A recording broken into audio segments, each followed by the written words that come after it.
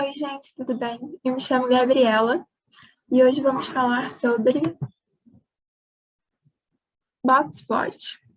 Bem, Boxplot é uma ferramenta gráfica que permite visualizar a posição, dispersão, simetria, caudas e valores discrepantes dos dados, fornecendo um meio complementar para análise de dados, auxiliando inclusive em tomadas de decisão. Então, nada mais é do que uma ferramenta gráfica, gente. Ele é um gráfico que permite você visualizar melhor o que está escrito naqueles vários dados, tá? O Boxplot também pode ser utilizado para comparar esses dados. Então, por exemplo, você tem um número de peças erradas e você quer saber como é que está a distribuição desses dados. Então, você faz esse boxplot e você pode fazer comparando anos, por exemplo, comparando diferentes peças, para você poder tomar uma decisão, ver onde tem que melhorar, o que está dando errado. Então, vocês vão perceber que ele é muito útil para diversas áreas novamente. Vamos para alguns conceitos importantes para que a gente possa criar o nosso boxplot. Primeiro, a gente tem que aprender sobre quartis. Quartis, na verdade, são medidas de localização que vão dividir o seu conjunto de dados, né, em 4 grupos com 25% cada. Então, a primeira coisa que a gente tem que fazer quando a gente receber os nossos dados é ordenar os valores em ordem crescente. Muita gente usa a tabela Row, que nada mais é que você colocar esses números em ordem crescente e para você poder começar a analisar. Então, como é que a gente calculou o primeiro quartil, que a gente vai chamar de Q1? Ele está na posição número de elementos da amostra, mais 1, vezes 0,25. Então, N, por exemplo, a sua amostra tem 20 dados. Então, você vai fazer 20 mais 1, 21, vezes 0,25. E você vai achar a posição, tá? A posição em que se encontra nesse número. Então, por exemplo, N mais 1 vezes 0,25 deu o número 3, então ele está na terceira posição. Então, Q1 vai ser o número que ocupar a terceira posição. Daqui a pouco a gente vai fazer um exemplo para poder entender melhor isso, tá? Para poder visualizar. O segundo quartil, ele vai depender do nosso N. Se ele for ímpar, vai ter realmente um número central, porque o segundo quartil ele vai ser a mediana, o número central dos nossos dados, que, né, a gente já ordenou em ordem crescente.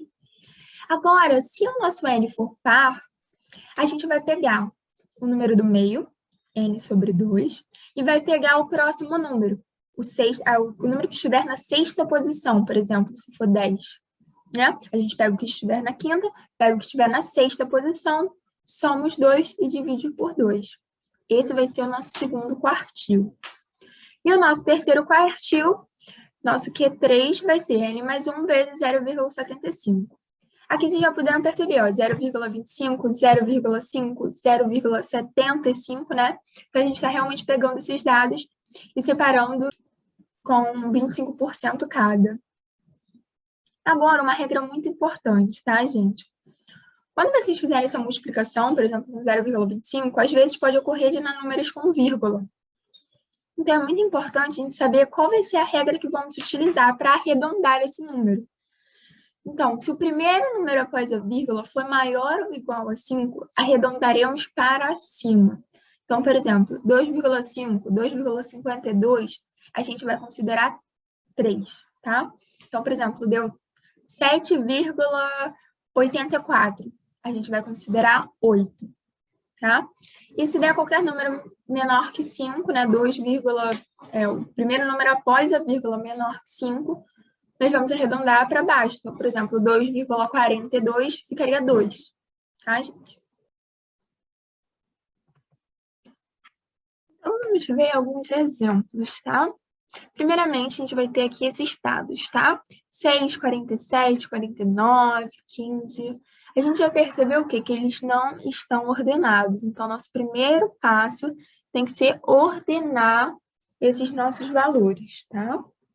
Se a gente contar aqui, ó, 1, 2, 3, 4, 5, a gente vai ver que tem 11 números, tá? Aqui eu já até calculei, porque lembra, né? Em todas as fórmulas, né, a gente usa N mais 1. Então, já calculei aqui, né, 12. E aí a gente usa, ó, para a gente descobrir o Q1, ele vai estar em 12 vezes 0,25, logo vai estar na terceira posição. Ó, dos dados ordenados, tá, gente? Então, 1, 2, 3, vai ser o número 15. Esse é o nosso Q1. Como o nosso N é ímpar, né? É só achar o número que estiver no meio. Vai ser a mediana dos dados, tá? O nosso Q2. Como é que a gente faz isso? 12 vezes 0,5 vai estar na sexta posição. 1, 2, 3, 4, 5, 6. Vai ser o número 40. Para achar o Q3 agora, 12 vezes 0,75 vai estar na nona posição. Logo, o nosso Q3 vai ser 43. Agora, um exemplo aqui, ó, com N par, tá? Primeiro, a gente ordenou, tá, os nossos dados. A gente sabe que são 6 números, aqui, ó, 1, 2, 3, 4, 5, 6, tá? Então, vamos calcular. Q1 vai ser N mais 1 vezes 0,25, tá? 7 vezes 0,25 vai dar 1,75. Pela regra de arredondamento, gente, como aqui, ó, é 7, ou seja, maior que 5, ele vai estar, a gente arredonda para cima, então vai ser 2, né? Vai estar na segunda posição, logo nosso Q1 vai ser 15. Gente, atenção, como a quantidade, né, o número de dados é par, a gente tem que usar aquela regra, a gente vai pegar os dois números do meio, tá? Se você pegar, voltar um pouquinho disso, vocês vão ver que é N dividido por 2, que vai dar 3, mas o próximo, né, o seguinte, a gente soma e divide por 2. Aqui, ó, 36 mais 39 divididos por 2, igual a 37,5. Então, esse vai ser o nosso Q2. O nosso Q3 é só fazer 7 vezes 0,75. Nosso Q3, então, vai ser 7 vezes 0,75, logo 5,25. Lembrando da regra de arredondamento, né? Como é menor que 5 aqui, né? O primeiro número após da vírgula.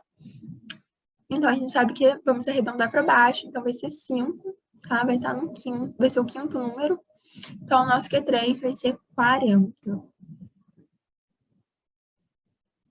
Então, agora que a gente já sabe sobre como a gente acha o nosso quartil, a gente já pode descobrir como é que a gente monta o box plot. O box plot, ele também é conhecido como diagrama de caixa, porque, tá vendo? Ele vai formar essa caixinha. Então, vamos ver como é que a gente cria esse box plot. Primeiro, a gente ordenou os valores em ordem crescente. Segundo, a gente vai calcular os quartis. Então, a gente já calculou o Q1, a gente já sabe, calculou o Q2, a gente já sabe, calculou o Q3. Após isso, a gente tem que calcular os limites, tá? Como é que a gente calcula o limite inferior, que vai ser, ó, essa barrinha aqui, tá vendo? O limite inferior a gente vai calcular com Q1 menos 1 meio, Q3 menos Q1, que também é conhecido como a amplitude interquartil, tá? Só que o que acontece? Ele é um limite, ele é até onde a gente sabe que os dados podem ir, vamos dizer assim. Porém, se o menor número dos dados for maior que o nosso limite inferior, a gente vai usar o menor número dos dados. Fiquem calmos que a gente vai ver isso melhor, tá? Num exemplo. A mesma coisa para o limite superior, tá? Também a gente calcula, na verdade, como Q3 mais 1 meio vezes a amplitude interquartil. E, novamente, se o limite superior for maior que o maior valor dos dados, a gente vai utilizar o maior valor dos dados, tá? Após a gente calcular o limite superior, vamos construir, né, o nosso diagrama da caixa, né? Então, vamos construir um retângulo em que o lado será Q1, seu oposto, então esse lado aqui, né, vai ser o Q3, e entre eles a gente vai achar a mediana, nosso Q2. Lembrando que, gente, nem sempre a mediana vai estar literalmente no meio, entre o primeiro e o terceiro quartil. Às vezes ela está mais próxima do primeiro, às vezes ela está mais próxima do terceiro. Então, nem sempre, né? Porque ela é mediana, que ela literalmente está no meio, ela vai ser desenhada no meio.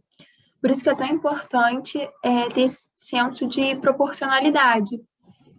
Porque se a distância, se você pegar o Q2, diminuir de Q1 e for maior que a diferença entre Q3 e Q2, você tem que representar isso no desenho. Então, a proporcionalidade é muito importante.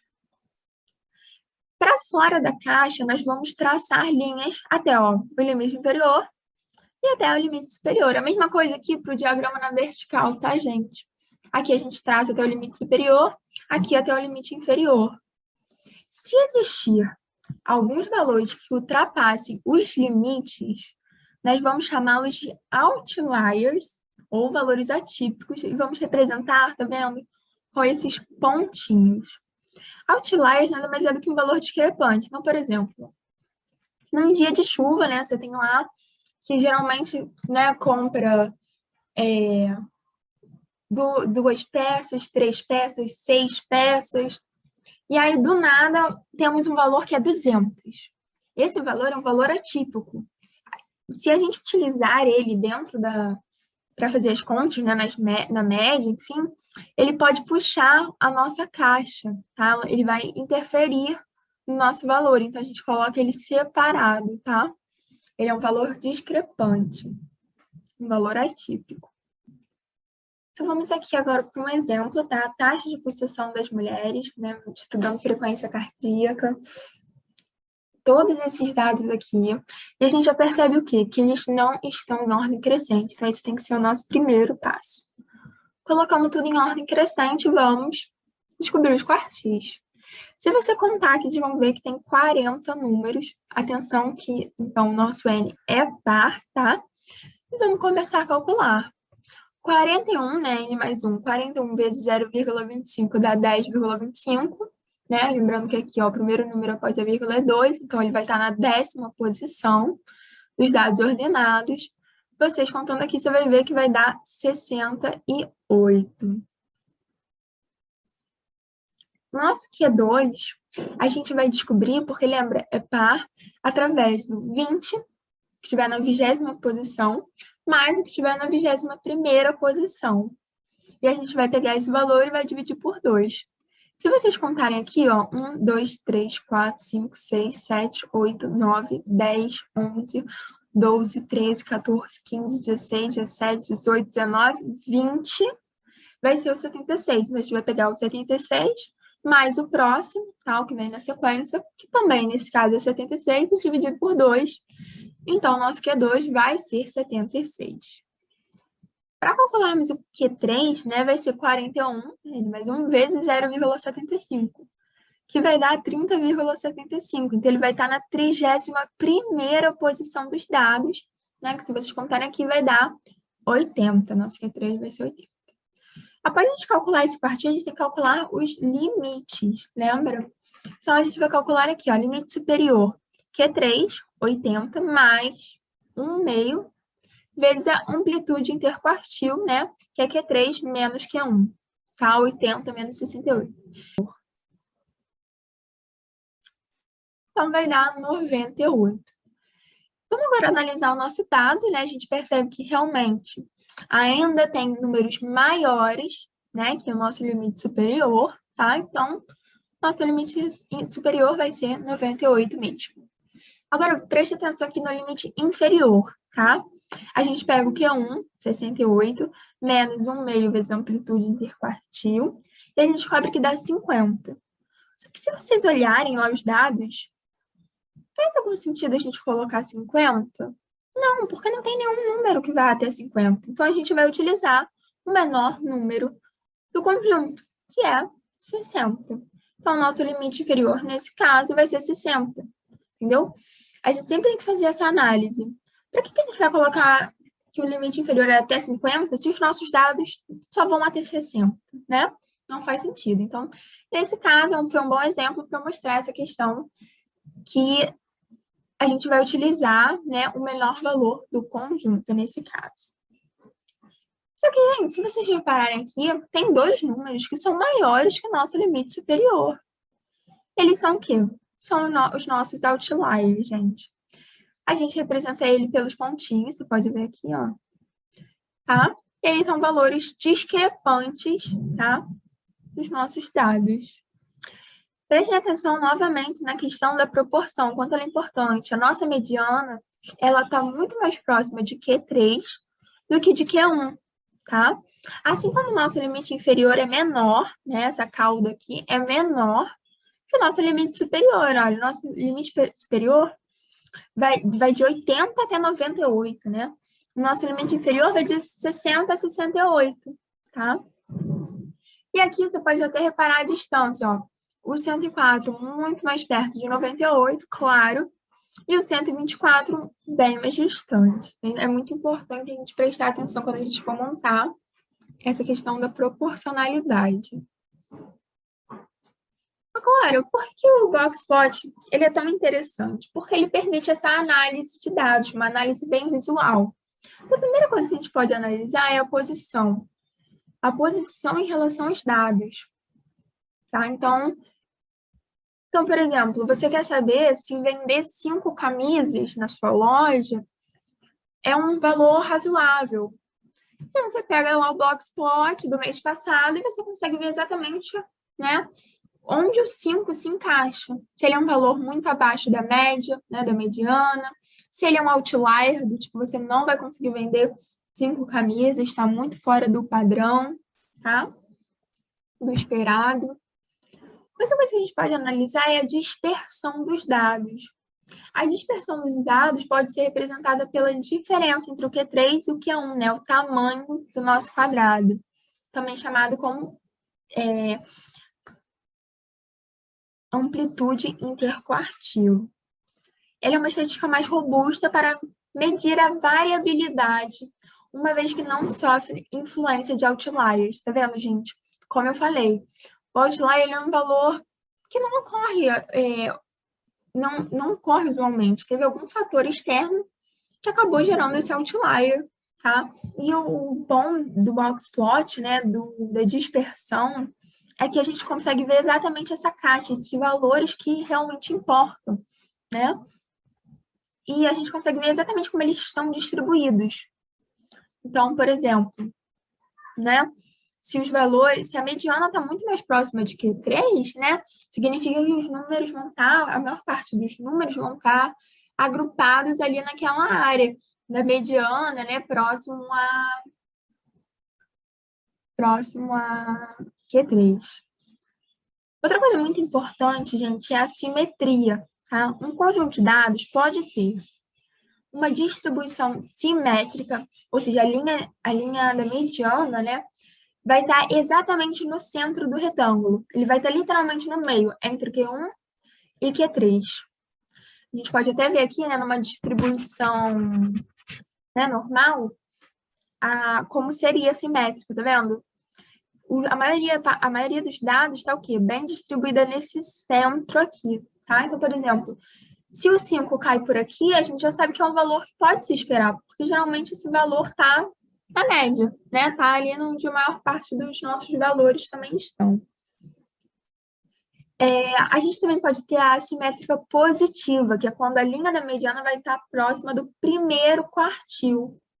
Então, aqui, ó, assimétrica positiva, tá vendo? Vamos imaginar aqui o nosso Q1, né? A nossa mediana, e aqui vai estar o Q3, tá vendo? Como a maior parte dos números vai estar bem mais próxima de Q1 do que de Q3, né? Imaginando o quadrado. Q1 bem mais próximozinho da mediana do Q2. Também podemos ter a assimétrica negativa, né? Que é quando a posição da linha da mediana estiver mais próximo do terceiro quartil, que é como a gente viu, acho que no último exemplo, lembra? A mediana estava muito mais próxima de Q3 do que de Q1. Então, a maior parte dos nossos dados, ó, estão aqui pertinho do Q3, tá? E temos também, gente, as caudas. O que a gente chama de caudas, né? Que são exatamente aquelas linhas, né? Que vão do retângulo até os outliers, podendo fornecer o comprimento, né? Dessa cauda, dessa distribuição aqui, ó. Essa cauda, tá? E temos também os outliers, tá? Que vão indicar os valores discrepantes. Então, a gente pode analisar, por exemplo, se eu falar um número 140, e se a gente colocar ele no Blogspot e ele for um valor outlier, a gente já sabe que ele é um valor assim, que a gente não pode esperar muito, né? Que não é um valor que a gente pode contar, por exemplo, porque ele é algo discrepante, algo pouco provável de acontecer. Agora eu decidi mostrar para vocês usando o software R, tá? Como é que a gente faz isso, tá? Primeiro, vocês baixam, tá, o R. Aqui eu utilizei também o RStudio, para a gente poder visualizar melhor. Eu chamei a nossa variável de dados, tá? E aqui a gente escreve assim no R, tá? Setinha, C, né, de concatenar, e coloca todos os nossos dados, tá? Coloquei todos os nossos dados separados por vírgula. E depois eu só pedi meio que para imprimir, né, boxplot entre parênteses dados. E pronto, olha, já apareceu aqui rapidamente o nosso boxplot, tá? Você pode ver, né, comparando com aquele que a gente fez na horizontal, esse sai na vertical, tá? Aqui seria o nosso 104, lembra o 124 do outro exemplo. Bem mais fácil de visualizar, né, do que todos esses dados aqui. Só que vamos aprimorar um pouco mais, tá? Como é que a gente usa o R para a gente poder, se a gente quiser melhorar um pouco a fórmula de visualizar? Eu botei os nossos dados de novo, tá? Nessa variável dados. E aí eu pedi para imprimir dados. Coloquei um título, tá? Main, título, para a gente poder, né, entender sobre o que se trata esse Blogspot. Pedi para a gente colocar uma cor, tá? Color. Botei aqui um azulzinho claro para ajudar a gente a visualizar. E lembra como estava espremidinho na vertical? Eu pedi, então, para colocar na horizontal. Horizontal igual a true, na verdade. E pronto. Olha como ficou bem mais fácil de visualizar esse nosso gráfico. A gente já sabe, ó, que o nosso limite inferior vai ser o 60, lembra? A nossa mediana muito mais próxima de Q3, né? A distância do nosso outlier, olha como 124 é um valor super discrepante, né? Dos valores que a gente geralmente encontra, tá? E, para quem não entende muito de R, não quer baixar o R, não tem problema, gente, porque existe sites online, tá? Para fazer o Boxplot para você. Peguei esse site aqui na internet, chamado Alcula.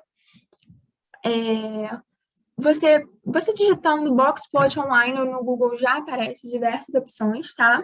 Você coloca aqui os dados, né? No caso, eu coloquei, ó, todos esses dados aqui, né? Submeti lá.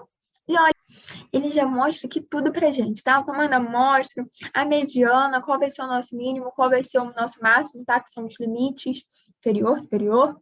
O primeiro quartil, o terceiro quartil, nossa amplitude interquartil, lembra o Q3 menos Q1, quanto dá, e os nossos outliers. E monta pra gente aqui, ó, perfeitamente esse Blogspot rapidamente, tá? Online, gratuito. Por isso é tão importante também saber, gente, porque olha como é que facilita. Você pega esses dados, joga ali rapidinho, analisa rapidamente. Então, vamos fazer mais um exemplo, né? Uma indústria produz uma peça automotiva cujo valor de referência é 75 centímetros. Após verificar lotes com peças fora de especificação, enviaram a equipe A para um treinamento. Para analisar a eficiência do treinamento, foram selecionadas 10 peças produzidas pela equipe A e 10 produzidas pela equipe D, que não participou do treinamento. Então, aqui, ó, aqui a gente tem os nossos dados, tá? Os 10 produzidos pela equipe A e os 10 produzidos pela equipe D. Gente, primeiramente, o que temos que fazer? Colocar em ordem crescente. Coloquei aqui, bonitinho. E vamos calcular, né, nosso quartil. A gente tem que calcular N mais 1, tá? Como são 10 peças, né? N mais 1 vai ser 11. Então, a gente sabe que vai estar o quê, ó? Na terceira posição, gente, ó, que dá 2,75. Então, a gente arredonda para 3. Aqui, ó, 1, 2, 3, 74,58 vai ser o nosso Q1. Gente, como é 10, é par, então a gente tem que pegar o número que estiver na quinta posição, né, o que estiver no meio, 1, 2, 3, 4, 5, 74,93, somar com o seguinte, 75,01, e dividir por 2. Então, a gente vai achar que o nosso Q2 vai dar isso aqui. E o nosso Q3, gente? O nosso Q3 vai ser 11, né, o nosso N mais 1 vezes 75, a gente acha que vai ser 8,25, né? Ou seja, vamos arredondar para 8, né? Então, o nosso Q3 vai estar na 8ª posição, dando 75,32, ó, esse valor aqui. Agora, vamos calcular os limites. Primeiro, vamos calcular o limite superior, tá? Que é o Q3 mais 1/2 amplitude interquartil. E a gente acha que vai dar 76,43. Vamos criar os nossos dados, gente. Faz sentido a gente colocar que o limite superior é 76,43 se o maior valor dos nossos dados é 75,71?